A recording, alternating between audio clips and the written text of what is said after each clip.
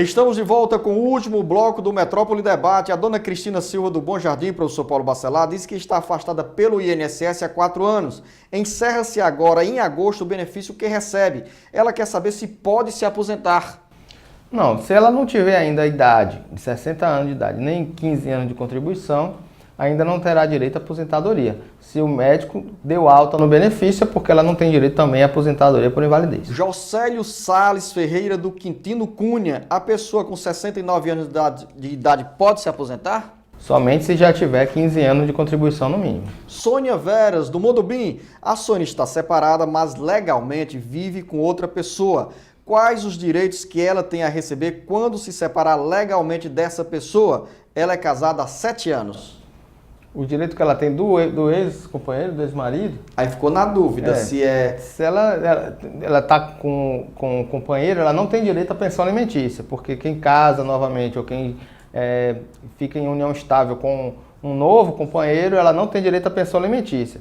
Sobre os outros bens, ela não se separou, né? Ela só fez separação de fato, também ainda não tem direito a ser a herdeira do benefício, nem porque ele não faleceu, também não pode requerer os bens porque não houve o divórcio. Manuel Silveira, do bairro Castelão, a esposa do senhor Manuel vai fazer 65 anos de idade.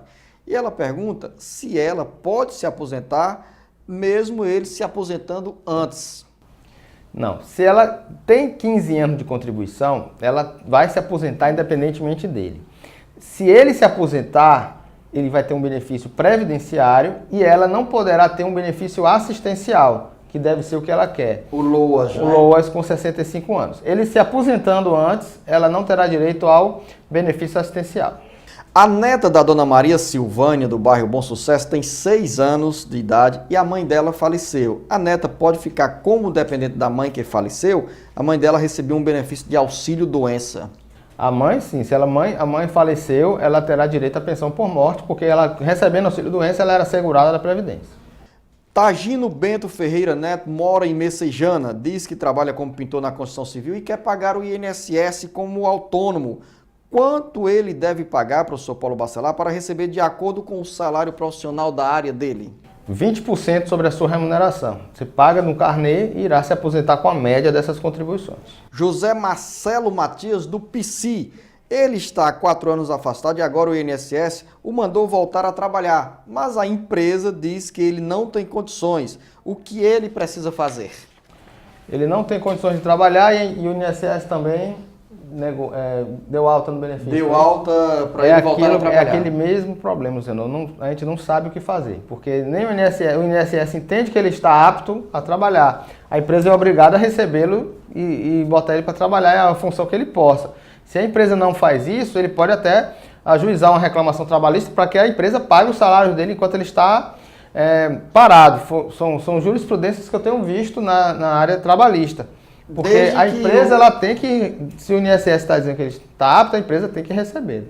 Professor Paulo Bacelar, mas nesse caso a empresa também tem a opção de demiti-lo. Pode demitir nesse caso, não pode ficar com ele parado e sem ele receber nem do INSS nem da empresa, porque isso não pode acontecer. Liana Matheus da Silva, do município de Itaitinga, trabalhou para a prefeitura durante 2 anos e 9 meses em regime de contrato. Foi demitida e pergunta quais os direitos que ela tem a receber? Todos os direitos que ela teria se fosse empregada de carteira assinada.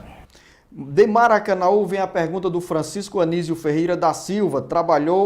Ele trabalha há 26 anos e sempre recebeu o PIS. Ele está com 7 anos que não trabalha com carteira assinada e pergunta por que não recebe mais esse benefício do Programa de Integração Social. Porque o PIS ele tem que trabalhar pelo menos no ano passado, no ano anterior, pelo menos com 30 dias com carteira assinada. Maria, telespectadora, ela não diz onde mora, mas quer saber se quem trabalhou 28 dias tem direito a alguma parte do PIS, ou seja, a receber um valor proporcional. Não tem. Ele tem um mínimo de 30 dias para ele ter trabalhado no ano anterior para poder receber o PIS. Um telespectador ou telespectadora que não quis se identificar disse que iria receber o PIS. A empresa recolheu o PIS e só vai receber no próximo mês. O telespectador quer saber se a empresa pode fazer isso sem autorização e o que ela pode fazer ou o telespectador pode fazer a respeito dessa medida. Não, tem um equívoco aqui, né, professor? O PIS ele é recebido na Caixa Econômica Federal, é diretamente para o empregado, não tem como a empresa recolher esse PIS. Não. A empresa não tem como interferir, não tem como intervir nesse recebimento. Porque era ele que deveria ir na Caixa Econômica receber.